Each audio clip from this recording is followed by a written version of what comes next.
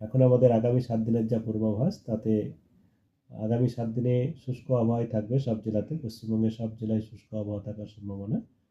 আর তাপমাত্রা, ন্যূনতম তাপমাত্রা বা রাতের তাপমাত্রা যেটা পূর্বাভাস আছে আমাদের, তাতে আগামী 4 দিন পর্যন্ত তেমন তারতম্য হওয়ার সম্ভাবনা নেই। এখন যেমন রয়েছে তেমনই থাকার সম্ভাবনা থাকছে। যেমন আমাদের পশ্চিমের জেলায় এবং অভ্যন্তরীণ জেলাগুলোতে 11 থেকে 13 ডিগ্রি সেলসিয়াসের কাছাকাছি এই রেঞ্জে।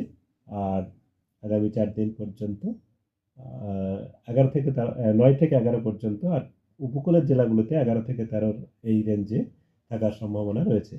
আগামী 4 দিন পর্যন্ত আমাদের পশ্চিমের জেলা এবং অভ্যন্তরীণ বাকি জেলাগুলোতে 9 থেকে 11 এই রেঞ্জে, আর উপকূল অঞ্চলের জেলাগুলিতে এবং সংলগ্ন জেলাগুলিতে 11 থেকে 13 ডিগ্রি সেলসিয়াস রেঞ্জে তাপমাত্রা থাকার সম্ভাবনা রয়েছে।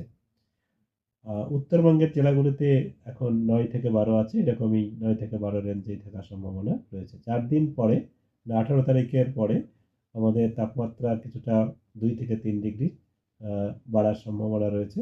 ক্রমশ বাড়বে এটা পরবর্তী 2-3 দিনে।